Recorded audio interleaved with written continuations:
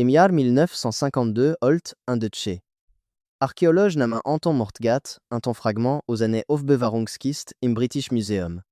Es hat dort 43 Jahr lang gelegen. Katalogisiert al Verwaltungsunterlagen. Abgelegt unter Wirtschaftstexten. Niemand hat sie die Mühe gemacht, es ordnungsgemäß zu übersetzen, da die Symbol alltäglich aussehen. Wahrscheinlich getreide Abrechnung. Bewässerungspläne. Die Art von Dingen, die kein Schlagzeilen machen. Morgat war an diesem Tag nicht auf der Suche nach etwas Bahnbrechendem. Wirklich lediglich Flutmitten für eine vergleichende Studie, die über mesopotamische Sintflut-Erzählungen verfasst. An diesem Morgen hat bereits 17 Tontafellen durchgesehen. Bealan handelt et si jeune da, was im Katalog angegeben war. Temple-Inventar. Gersten Messonge. Aufzeichnungen über wie Handel zwischen Stadtstaaten. Die alltägliche Bürokratie des alten Sumer. Doch nach 3 Zeilen bei der Übersetzung, von BM 9, 6152, Yalterin. Legt sen Notizen bezet. En start 11 Minuten lang regangslo auf die Tafel. Sein Collège, Dr. Friedrich Wetzel, arbeitet an jenem Nachmittag am selben Tisch. Wetzel beschrieb Morgats Gesicht später al Blas, als gerad seine Gen Sterberkunde gelessen. Als Wetzel fragt, was los sei, antwortet Morgat nicht sofort. Schob die Tafel einfach über den Tisch und sagt auf Deutsch, sag mir, dass ich da falsch lese. Wetzel s'assit sich an. Las dieselben 3 Zeilen. Und sein Antwort lautet lo Morgat persönlichem Tagebucheintrag von Gene, nach ein einzig Wort, das sich grob mit unmöglich übersetzen lässt. Denn was sie da lassen, war keine Verwaltungsakt. Es handelt sich eine Reihe von Koordinaten, Tiefenmessungen, Wegbeschreibungen auf der Grundlage von Sternenpositionen und eine ganz konkrete Anweisung, die grob übersetzt so lautet, das weite Tor liegt unter den Gewässern, wo die Sonne am Rande der Welt trankt. Der Wortlaut war archaisch, ritualistisch. Die Art von Sprache, die priesterlichen Texten oder königlichen Erlasse vorbehalten war. Doch die technischen Details waren unverkennbar. Entfernung, gemessen an sumerischen Ellen, die Geweih etwa einem halben Meter entsprechen. Tiefenangaben in eine Einheit, die fast genau dans modernen Faden entspricht, eine Masseinheit, die in mesopotamischen Texten eigentlich nicht vorkommen dürft. An 3 Stern, die an ihre sumerischen Namen identifiziert wurden und denen entsprechen, die wird als Sirius im großen Hund, Aldebaran im Stier und Rigel im Orion bezeichnen. Sterne, die vom Blickpunkt ein bestimmten Breitengrads im nördlichen Persischen Golf aus gesehen einen Triangulationspunkt am Himmel bilden. Heute ist diese Tafel unter der Signatur BM9 6152 katalogisiert. British Museum, Bereich mit eingeschränktem Zugang. Man kann über das akademische Zugangsprogramm des Museums Einsicht beantragen, dort die Warteliste beträgt der 14 Monate und die akademischen Qualifikationen werden vor der Genehmigung streng überprüft. Die meisten Anträge werden ohne Begründung abgelehnt. Und was darin beschrieben wird, ist nicht symbolisch. Es handelt sich nicht an mythologische Poesie oder religiöse Allegorien, die moralisch Lehren vermitteln sollen. Es ist ein Ort, ein Eingang. Einer, der mit keinem bekannten antiken Text oder sumerischen Kanon übereinstammt, sich jedoch fast perfekt mit einem Unterwasserbauwerk deckt, das erst 2004 entdeckt wurde. 52 Jahre nach Morgat Übersetzung. Und hier kommt der Teil, über den niemand spricht. Das Bauwerk ist nicht natürlichen Ursprung. Weist rechte Winkel auf. Vertikale Schicht, die an gleichmäßigen Abstände nach unten führen. Ein gemeißeltes Schlangenmotiv, die mit der Ikonographie des Eridu-Tempelkomplex oder selben sieht übereinstimmen. Und los und Arskan, die 2009 stillschweigend oder öffentlichen Unterlagen entfernt wurde, recht mindestens 400 Meter unter den Meeresboden hinab. Gerade nach unten, ein nicht. Das ist die Geschichte von BM 86152. Der sumerische Text, der einen zweiten Eingang zur inneren Erde beschreibt. Und der Grund, warum er seit über 70 Jahren im akademischen Schweigen begraben ist. Die Tafel selbst ist klein, etwa so groß wie ein modernes Smartphone.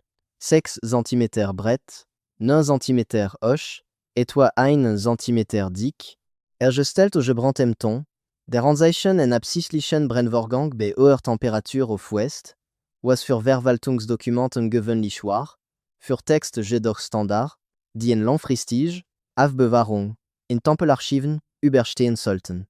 Es ist mit Keilschrift bedeckt, die auf etwa 2400 W schrie. Datiert wird, also in die Spätfrühdynastischkeit, während der Herrschaft von Eannatum von Lagash, einem der mächtigsten sumerischen Herrscher jener Epoche.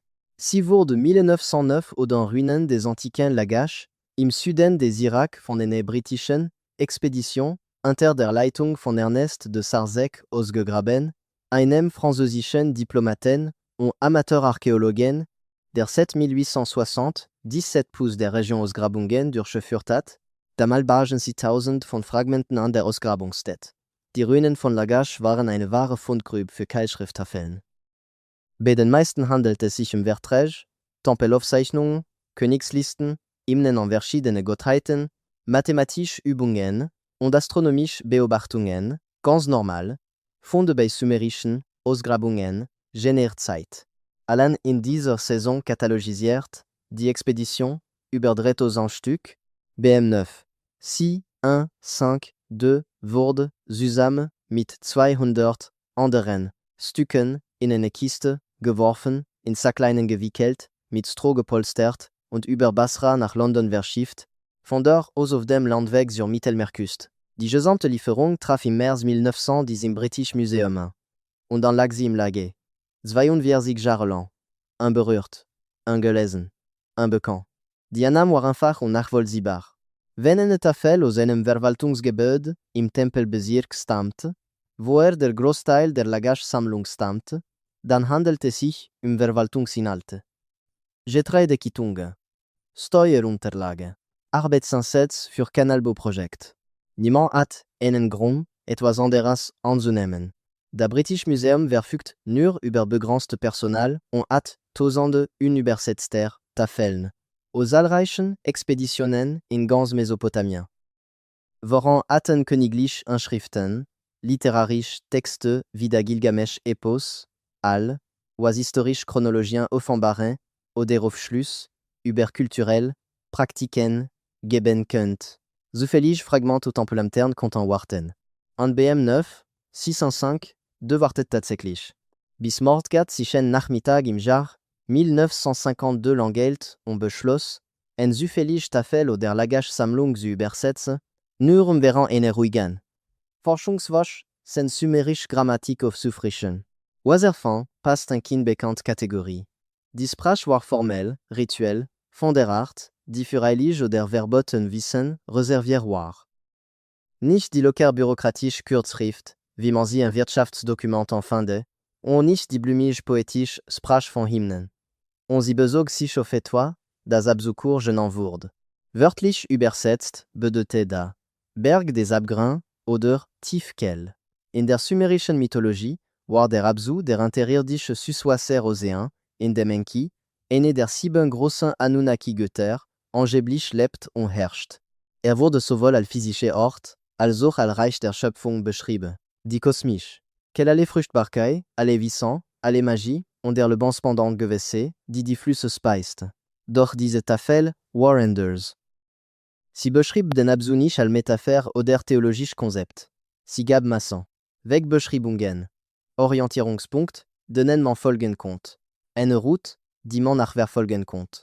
Und bevor wir weitermachen, muss ich kurz innehalten. Denn, was ich euch nun erzählen werde, wird deutlich düsterer. Und mir ist schon vor einiger Zeit klar geworden, dass sich einig davon nicht vollständig im Videoformat erklären lässt. Die vollständige Entschlüsselung alle 12 Code, die Zahlen auf der Tafel, die übersetzt en Passagen, das astronomische Datum, das Igrajno angeben, all das habe ich in einem schriftlichen Dokument festgehalten. Der Link dazu befindet sich weiter unten, und der QR-Code ist auf Ihrem Bildschirm zu sehen.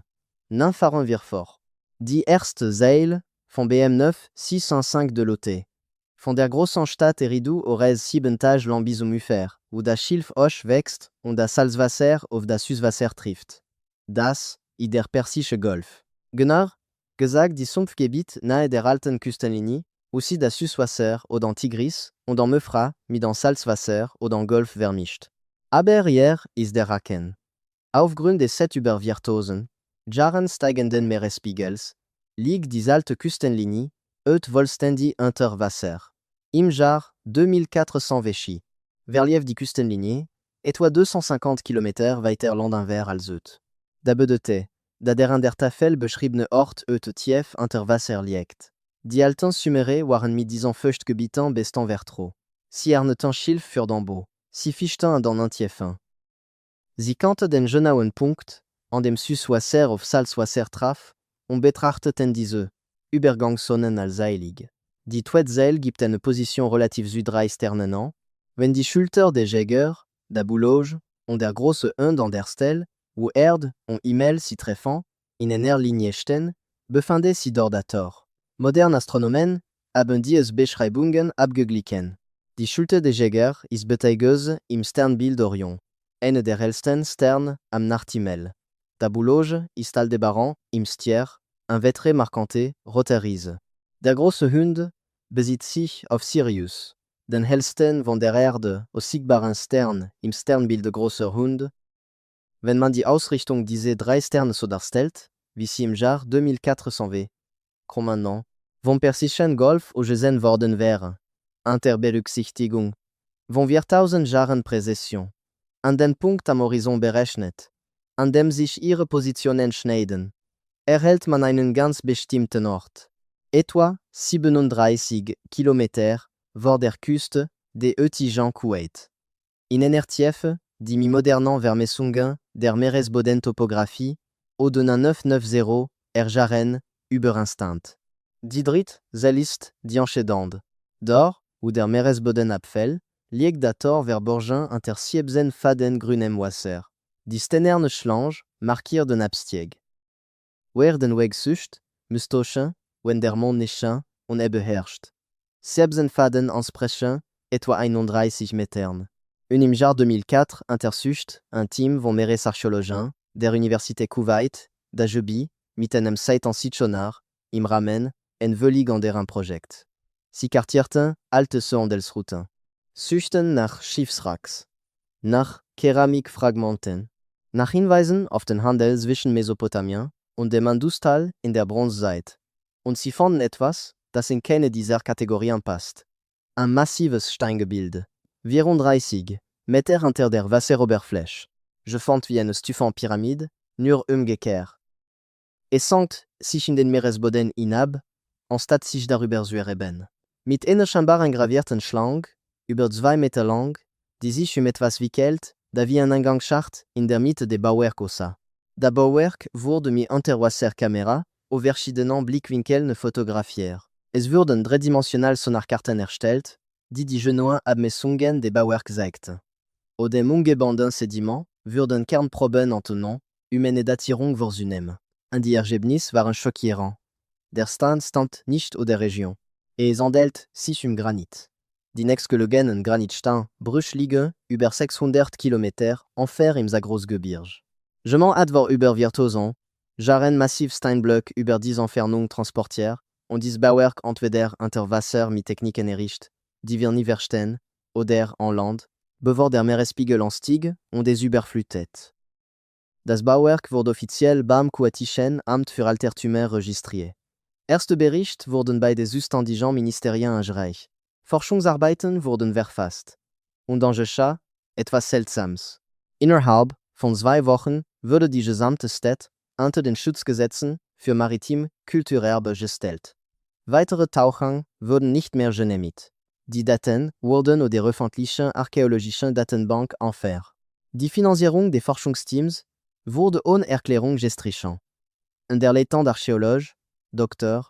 Hamid Osman, wurde stillschweigend nach Kairo versetzt, wo nun einen Schreibtischjob bei der Katalogisierung von Tonscherben ausübt. Als SM-Journalisten von Al Jazeera gelang, in auf Suspur und in 2011 pousse im Interview nach der Fundstätte Suffragan, sagte: Es gibt Entdeckungen, die mehr Probleme aufwerfen, als Antworten liefern. Diese hier warf Probleme auf die wir nicht vorbereitet waren. Als nach Einzelheiten dazu gefragt wurde, welche Art von Probleme es sich handelt, weigert sich, näher darauf einzugehen. Das Interview wurde auf 30 Sekunden gekürzt und nie wieder ausgestrahlt. Die Tafel beschreibt nie nur den Ort. Sie erklärt auch, wozu der Eingang dient. Und genau hier knüpfte sie direkt an älter Anunnaki-Text an, die von der Mainstream-Archäologie set über einem Jahrhundert systematisch ignoriert werden. In Seil wie von BM9 6152 ist. Diese der Weg, der die Himmelscheren benutzten, all die großen Wasserkammern. All das Obertor durch Schlamm und Stein versiegelt war, stiegen sie durch den anderen Weg hinab. Das ist ein direkter Hinweis auf ein Hochwasserreini, nicht die Sintflut, ein Hochwasser. Denn sumerische Aufzeichnungen beschreiben mindestens 3 große Überschwemmungen über einen Zeitraum von 2000 Jahren. Die erste ereignet sich 2900 von Christ.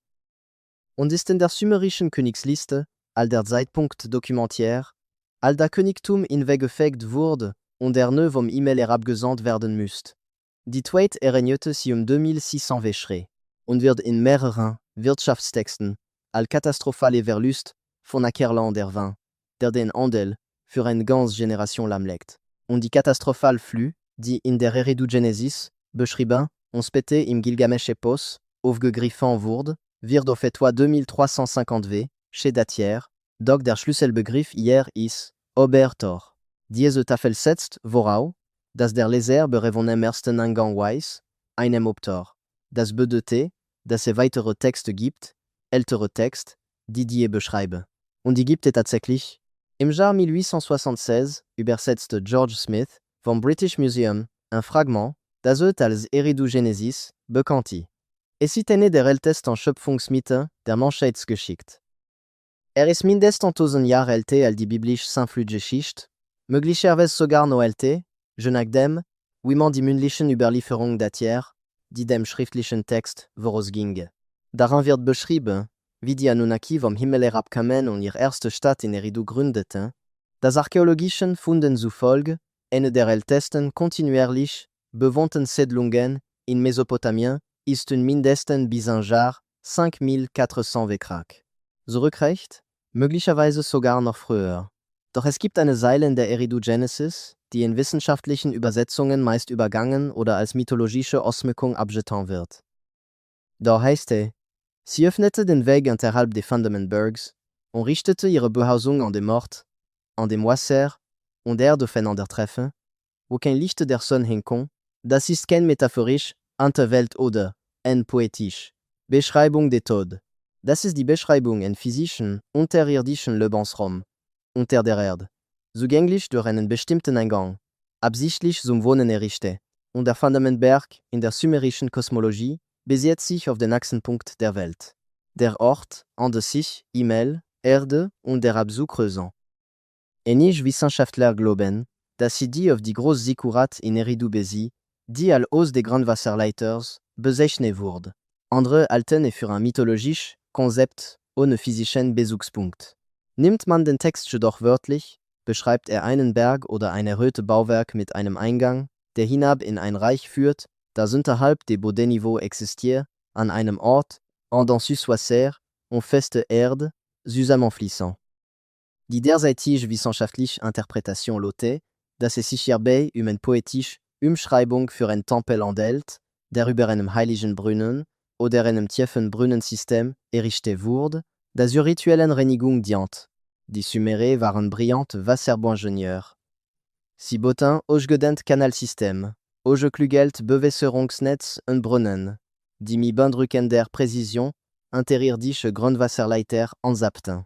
Daher wird die Vorstellung, dass sich Wasser und Erde treffen, oft als Hinweis auf den Zugang zu Grundwasser oder den Grundwasserspiegel abschätzen.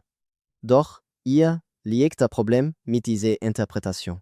Dieselben Texte, die das Abzug beschreiben, enthalten auch technische Details, die nicht zu einfachen Brunnenbau oder grundlegendären Wasserinfrastruktur passen.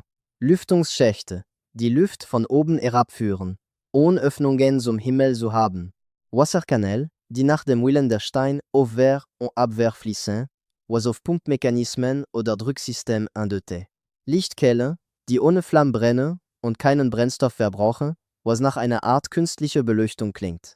Lagerkammern für Lebensmittel, die under Jarelan nie verotan, was offen kontrolliert Atmosphäre oder Konservierungstechnologie 1-2T, das 5 Metafern. Das sind Funktional Beschreibungen. Technische Spezifikationen, verfasst an der einzigen Sprache, die den Schriftgelehrten der Bronzezeit zur Verfügung stand, als sie versuchte, Dinge zu beschreiben, für die sie keine Begriffe hatten. Und wenn man sie mit BM 96152 abgleicht, ergibt der Interwassereingang plötzlich Sinn.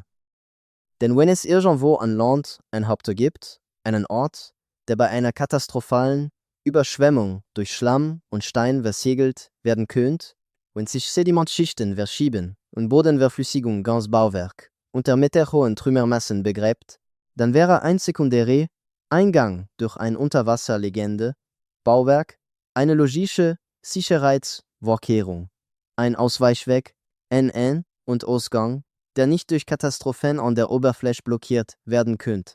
Und die Entscheidung, in Unterwasser zu errichten, ist weder zufällig noch Bellefie. Wasser bietet eine natürliche Tarnung vor Beobachtung von der Oberfläche.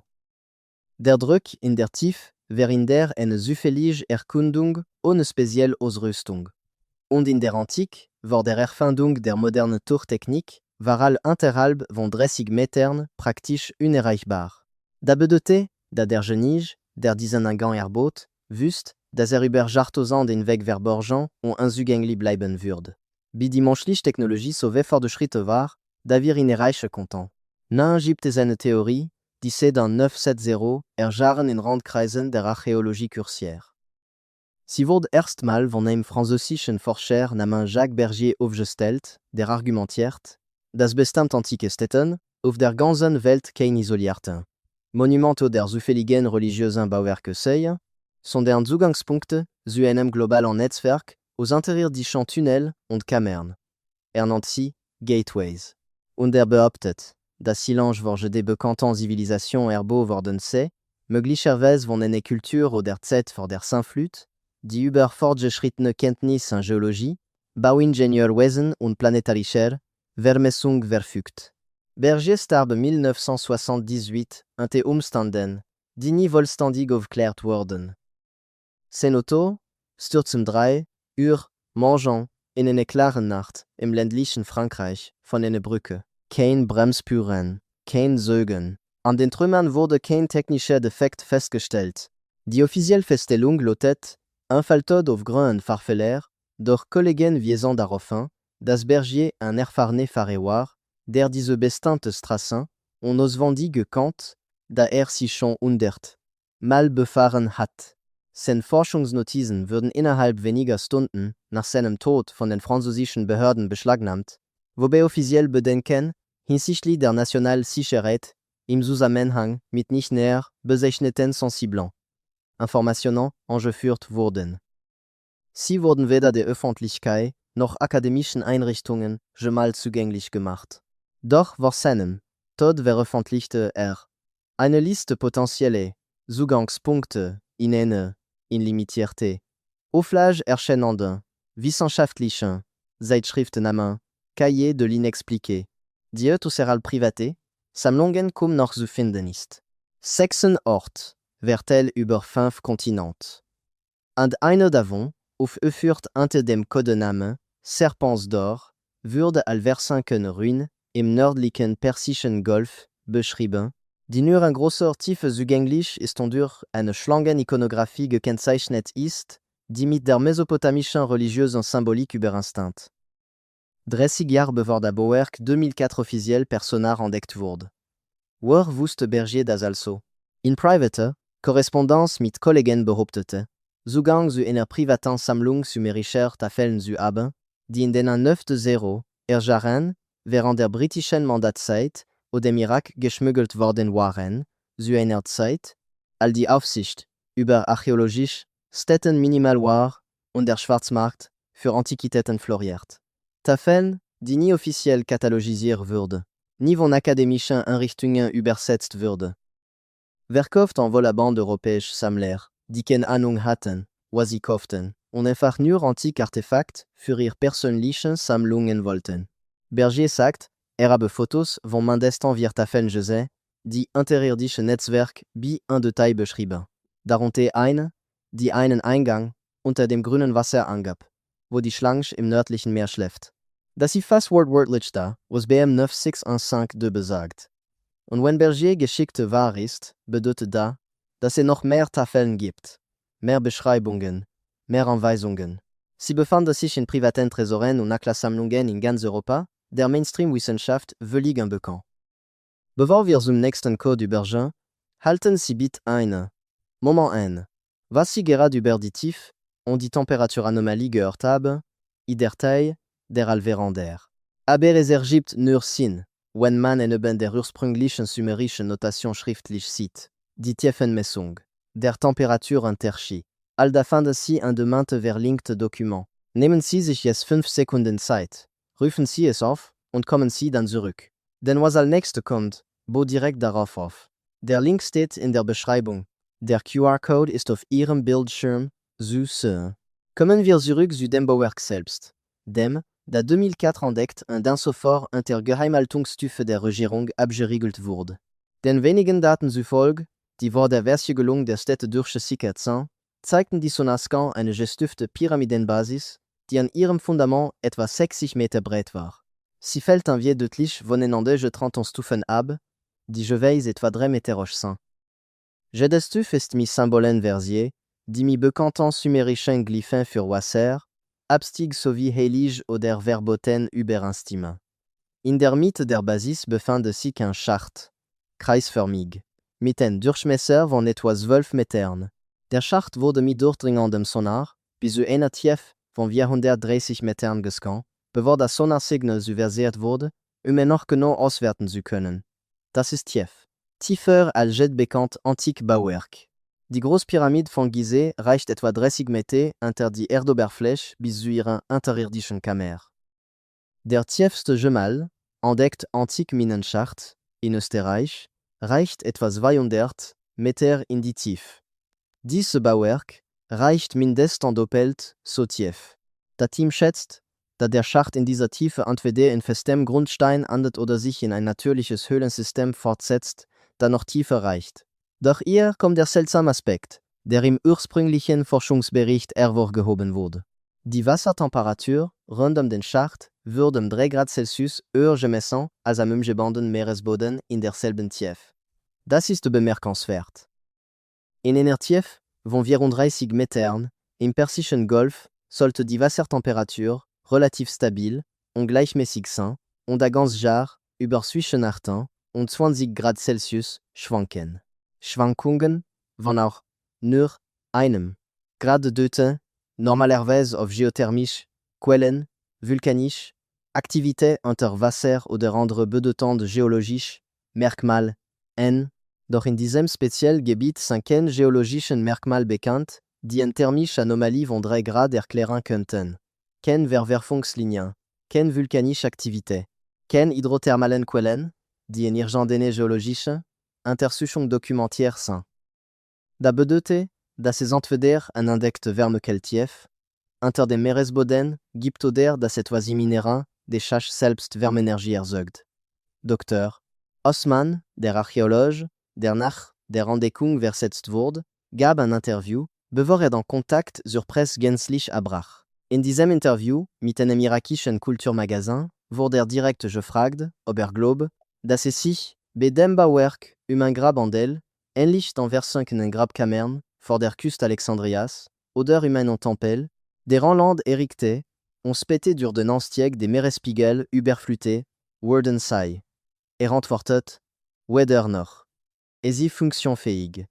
Wurde für den Gebruch konzipiert. Von Menschen, die sich mit hydrostatischem Druck, Unterwasserbautechniken und Tiefseetechnik auskennen. Dinge, die wir erst im 20. Jahrhundert mit moderner Tourtechnik gemeistert haben. Als darauf gedrängt wurde, ob glaube, dass von den Sumeriern selbst erbaut worden sei, hielt sehr lange. Dans Sakter, die Sumerer haben viele gerbt. Sie haben nicht alle erfunden, was wir ihnen zuschreiben. Jemand hat es ihnen beigebracht. Jemand hat es ihnen gesagt. Und dies Bauwerk ist, ausgegangen von den Erosion Mustern und dann von untersuchten Sedimentschichten, älter als Sumer. Älter als die älteste sumerische Stadt. Dieses Interview wurde 2006 einmalig in einem regionalen irakischen Kultursender ausgestrahlt. wurde nie wiederholt. Das Filmmaterial wurde aus dem Archiv des Enfer. Und Osman hat sich seitdem nicht mehr öffentlich zu dieser Stätte geäußert. Doch Osman war nicht der Einzige, dem etwas Ungewöhnliche an diesem Gebiet auffiel. Im Jahr 2007 identifiziert. Eine Gruppe unabhängiger Forscher von 3 verschiedenen Universitäten mithilfe öffentlich zugänglicher thermischer Satellitenbilddaten thermisch Anomalien in derselben Region. Hotspots auf dem Meeresboden, die weder mit bekannten vulkanischer Aktivitäten noch mit tektonischen Bewegungen oder anderen dokumentierten geologischen Prozessen übereinstimmt. Die Anomalien bildeten ein Muster, ein Netzwerk. Sie strahlten in geraden Linien von der zentralen Struktur wie Specken en Rad. 11 deutliche thermische Signaturen, je d'étoiles bis grad wärme, all das Umgeband Wasser, jedin mathematisch, regelmäßigen, Abstanden, vom zentralen Schacht positioniert. Das Muster deutet auf eine absichtliche Gestaltung an. Auf Infrastruktur. Nicht auf zufällig natürliche geologische Prozess. Die Forscher veröffentlichten ihr Ergebnis in einer Fachzeitschrift, namens Journal of Maritime Archaeology. Der Artikel war 6 Wochen lang online und zugänglich.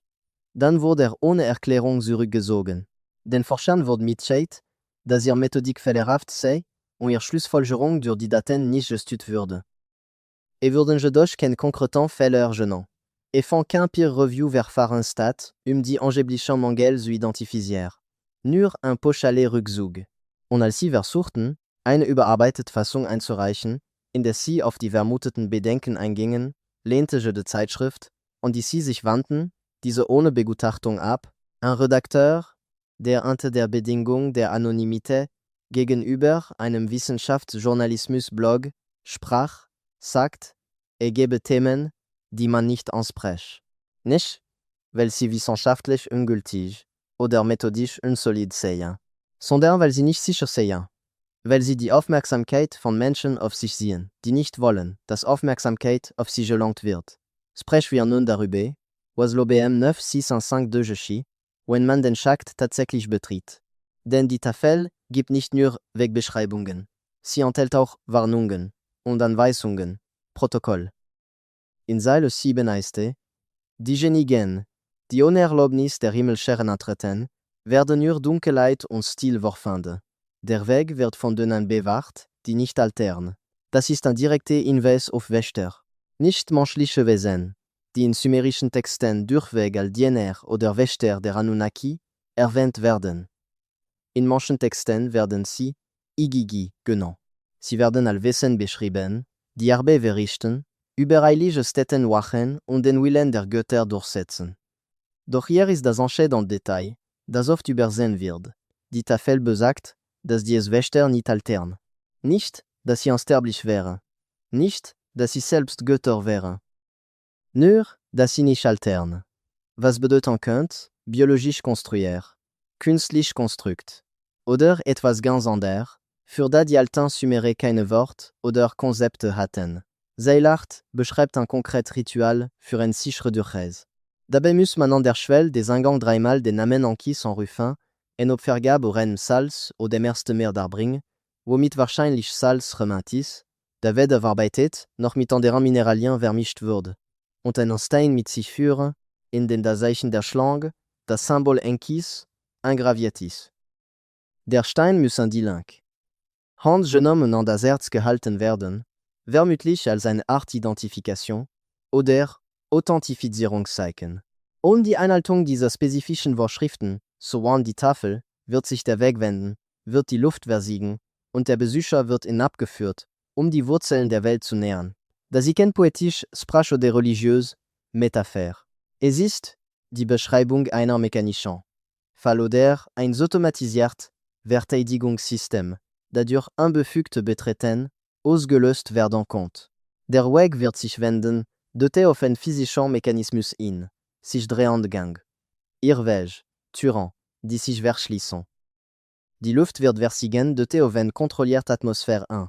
Abgeschlossene Kammern, die enlüftet oder geflutet werden können.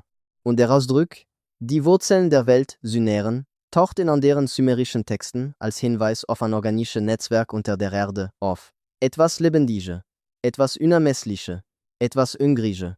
Hier gibt es eine Parallel zu anderen antiken Berichten über unterirdische Reich, die in Kulturen zu fin de Saint, die keinen Kontakt zu Mesopotamien Athen. Die Griechen hatten detaillierte Mythen über die Unterwelt, zu der man durch bestimmte Höhlen gelangt, wie jene am Kap Matapan in Südgriechenland oder die Orakelhöhlen Delphi.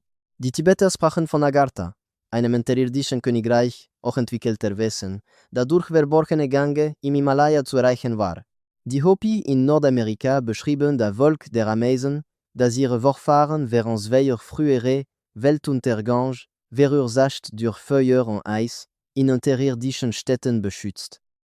Und in fast jedem einzelnen Fall kehrt durch Kulturen, die durch Tausende von Meilen und Jahrhunderte der Isolation voneinander getrennt sind, enthalten diese Berichte dieselben Elemente, Warnungen, Wächte, Prüfungen, Beschränkungen, wer sie tritt erhält.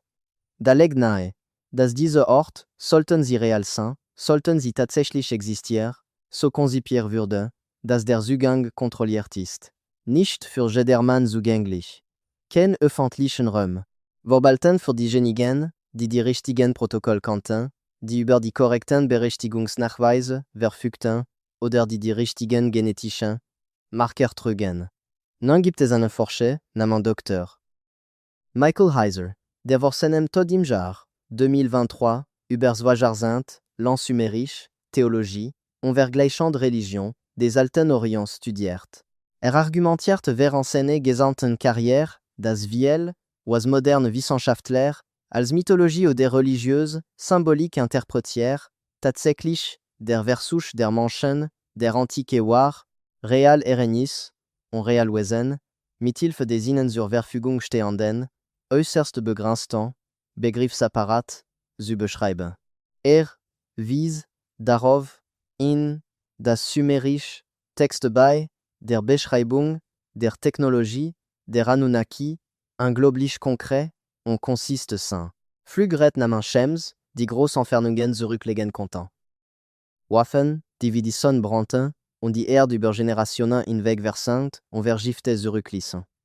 Gerät, die durch Stein und Metall hindurchgehen konnten, verborgen auf Suspure. Das sind keine vagen poetischen Ausschmückungen oder literarischen Versierungen. Es sind Beschreibungen von Dingen, die sich genauso verhalten, wie fortschrittliche Technologie tun würde. Ein heißes Kernargument war elegant einfach.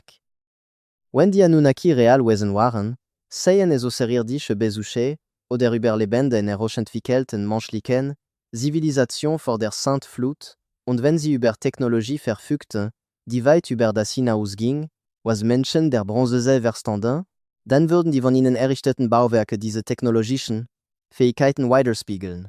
Keine primitiven Steintempel mit groben Schnitzereien, sondern funktional Anlagen, technisch gestaltete Räume, möglicherweise einschließlich unterirdischer Anlagen, die für den langfristigen Aufenthalt, die Rohstoffgewinnung, genetisch, Experiment oder welche Zwecke auch immer sie hatten, konzipiert waren. Glaubt, dass das Absu, wie es in Hunderten von sumerischen Texten beschrieben wird, ein realer physischer Ort war. Ein unterirdischer Komplex, an dem die Anunnaki lebten und ihrer Arbeit nachgingen. Und dass die verschiedenen Tore und Eingänge, die in den Texten erwähnt werden, Zugangspunkte zu diesem Netzwerk waren. Die letzten Zeilen der Tafel sind die rätselhaftesten und möglicherweise die wichtigsten. Die Zeilen sehen bis 12 Loten, wenn die Sterne an ihre Plätze zurückkehren und der Führerberg erwacht, werden die Himmelscheren oder dem unteren Weg erwarteten. Das zweite Tor wird sich öffnen. Und diejenigen, die unten geblieben sind, werden wieder unter den Menschen wandeln. Das ist apokalyptische Sprache, eine Prophezeiung. Aber sie ist ausdrücklich mit beobachtbaren, astronomischen Ereignissen verknüpft. Dass die Sterne an ihre Plätze zurückkehren, besitzt sie mit ziemlicher Sicherheit auf eine bestimmte Himmelskonstellation im Zusammenhang mit der Präzession. Ein Moment, in dem die Sterne am Himmel dieselben Positionen einnehmen, die sie zu einem früheren, bedeutenden Zeitpunkt innehatten.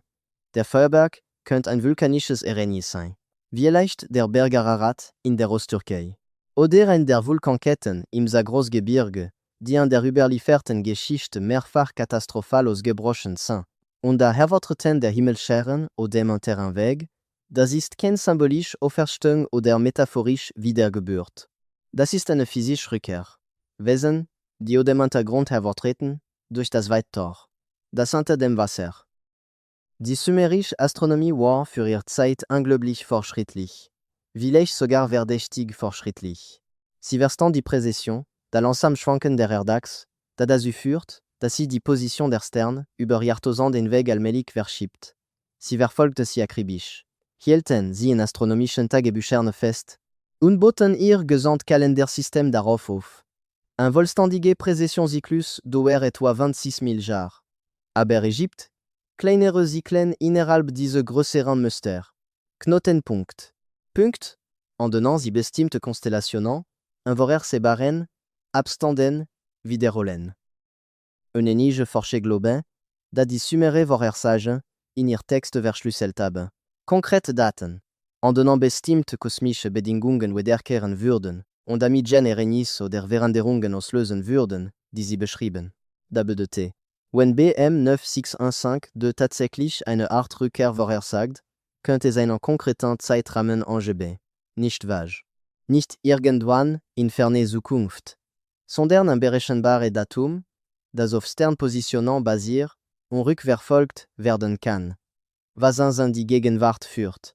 Im Jahr 2019 meldet ein im nördlichen Persischen Golf operierender Handelsschiff einen Sonarkontakt, der mit keinem bekannten Schiffswrack oder geologischen Merkmal in irgendeine maritime Navigation-Datenbank übereinstimmt. Die MV Baltic Horizon, registrié in Riga, Lettland. Un Containerschiff, das Autoteil und Interhaltungselektronik von Kuwait-Stadt nach Dubai transportiert. Eine Standardfracht auf einer Route, die das Schiff bereits dutzendmal zuvor befahren hat. 12. Mais, 3:17 Morin, bemerkte ihr Navigationsoffizier, ein Mann namens Dmitri Volkov, der über 15 Jahre Erfahrung in den Gewässern des Golf verfügt, etwa höchst ungewöhnlich auf dem Display des Écolos. Eine pyramidenförmige Struktur, perfekt symmetrisch. Sie ragt etwa 12 Meter oder Meeresboden empor, in eine Tiefe von 34 Metern. Sie befand sich en Koordinaten, die sie ungefähr 38 Kilometer nordöstlich der Insel Failaka verorteten. Das Sonarbild zeigte klar, stufenartig Kanten. Keine regelmäßige Konturen und zufällige Verwitterungsmuster, wie man sie bei natürlichen geologischen Formationen oder Korallenriffen sieht. Diese Struktur wies rechte Winkel auf. Gemessen, in regelmäßigen Abständen absteigende Stufen. Und laut dem Fischfinder des Schiffs, der gleichzeitig auf einer anderen Frequenz lief, befand sich unterhalb der Struktur ein Hohlraum. Ein offener Raum. Leer. Der akustische Schatten deutet entweder auf einen hohlen Innenraum oder auf einen Schacht hin, der unterhalb des sichtbaren Meeresbodens hinabführt. Volkov machte mehrere Screenshots des Sonaranzeigebildschirms, auf verschiedenen Blickwinkeln. Markiert die genauen GPS-Koordinaten. Reicht, wie vom internationalen Seerecht vorgeschrieben, einen Routinebericht bei den Seebehörden für Jeux de nicht kartierte Hindernis oder Jeux de Navigation Gefahr, die eine Bedrohung für die Schifffahrt darstellen könnte. Innerhalb von 72 Stunden wurde das Gebiet von der kuwaitischen Regierung zur militärischen Sperrzone erklärt.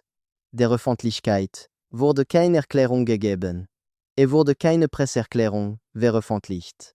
Keine Meldung in lokalen oder internationalen Medien. Nurensti, Notice to Mariners, die am 14. Mai 2019 herausgegeben wurde ein Umkreis von 5 Kilometer genau diese Koordinaten aldorhaft gesperrt, Gebiet ne klassifiziert. Allgrund wurden offiziell laufende Militärübungen mit ein bestimmte Dauer angegeben. Diese Sperrzone ist bis heute in Kraft. Sie können dies selbst auf aktuellen Seekarten überprüfen. Sie ist al Kuwait Restricted Area KW09 verzeichnet. Und lo Schiffslogs, die Überwachungsdienst des automatischen Identifikationssystems, AIS, erhoben wurden, welche weltweit alle Schiffsbewegungen verfolgen, Waren, 7 enfants, 2020 Mindestan, Sex militärisch Forschungsschiff, un genou diesé, 5 km Zone, Imensatz. Volkov gab and 2020 NM. Blog der Schifffahrtsbranche ein Interview. Wird gefragt, ob glaubt, dass es sich bei der Struktur ein antikes Schiffswrack handeln könnte, vielleicht ein Frachtschiff, das gesunken und in einer ungewöhnlichen Position im Sediment gelandet sei. Vernant dit, auf keinen Fall. Zu symmetrisch, zu geometrisch präzise, zu intakt.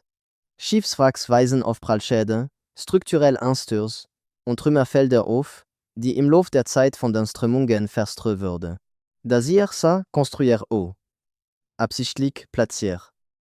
Auf die Frage, ob glaubt, si um antiques Bauwerk handeln, möglicherweise sumerischen oder vorsumerischen Ursprung, antwortete, kein Archäologe. Weiß nie, wie antik Unterwasser Pyramiden Océan Solen. Aber wenn mir je m'en mit ans Sprechande, Qualifikation sagen würde, dass die Ägypter oder die Sumerer vor virtuosen Jaren, dort draußen im Golf, etwas Gebot hätten und die Intergegangense, würde ich im nach dem Anblick diese Sonarbilde zu under prosanglobe. Die Geometrie war zu perfekt, zu gewollt, zu konstruiert, was befand sich also tatsächlich dort intin? Wenn BM 96152 korrekt ist, wenn die Koordinaten und Beschreibungen mit der Realität übereinstimmen, dann handelt es sich einen Eingang. Ein Schacht, der mindestens 400 Meter in die Erde hinabführt und sich möglicherweise noch viel tiefer in nicht kartiert, Höhlensystem oder künstlich Tunnel erstreckt. Erbo von Menschen, die über Kenntnis in Hydrostatik, Drucktechnik, Interwasserbau und Astronomie verfügten, die nach allem, was das herkömmlich-historisch Verständnis ergibt, im Jahr 2400. Welche noch gar nicht hätten existieren dürfen. Bewahrt von etwas, das in alten Texten als nicht alternde Wächter beschrieben wird. Wesen, die nicht in Anzahl der sättige Verständnis von Biologie, künstlicher Intelligenz oder automatisierten Sicherheitssystemen passen. Und verbunden mit einem größeren Netzwerk unterirdischer Strukturen, das sich möglicherweise über den gesamten Globus erstreckt, wobei thermische Signaturen darauf hindeuten, das Aktivsystem nach Tausenden von Jahren vermeintliche Stilllegung noch immer in Betrieb sind und vermehrsäge. Ob man nan an die Anunnaki al buchstäblich außerirdische Wesen glaubt, die auf die Erde kamen, Gold abzubauen, Menschen gentechnisch als Sklavenrasse zu erschaffen, oder als eine unentwickelte menschliche Zivilisation oder Zeit vor der Sintflut, die durch eine Katastrophe gelöscht, in Vergessenheit geraten ist, oder als etwa völlig anders, da nicht ohne weiter in ein sedersätiges historisch und wissenschaftlich Paradigma passt, die physischen Beweise lassen sich nicht einfach capten. Die Struktur existiert, sie wurde mit moderne Sonartechnologie gescannt, sie wurde mit Unterwasserkamera fotografiert. Kernproben wurden oder umgebenden geologischen Schichten entnommen, und dann wurde all das unter mehreren Schichten militärische Geheimhaltung und erzwungenem akademischem Schweigen begraben. Da bedeutet, dass je m'en inene. Position mitterebliche. Autorité glaubt, dass sie realist. Je m'en mit Zugang zu geheimen Informationen und militärischen Ressourcen hält sie für wichtig genug, sie abzuschirmen. Wichtig genug, mehrere Forschungsschiffe einzusetzen, die mit ihren Tiefseerovs und spezialisierte Bohrausrüstung ausgestattet sind. Wichtig genug, sie will sorgen, wie Volkov, durch Besuch anonymer Sicherheitsberater zum Schweigen zu zwingen. Und diese Regiment verfügt über Ressourcen, Verbindungen und institutionelle Autorité, die weit über einfach akademisch Neugier oder routinemäßig archäologisch Erhaltung hinausgehen. Die Sumerer haben eine Karte hinterlassen. Vor 4000 Jahren haben sie den Standort eines zweiten Eingangs zu dem, was auch immer darunter liegt, verschlüsselt. Wir haben das Ziel gefunden. Moderne Technologie hat die Struktur genau dort lokalisiert, wo die alte Tafel sie vorher gesagt hat.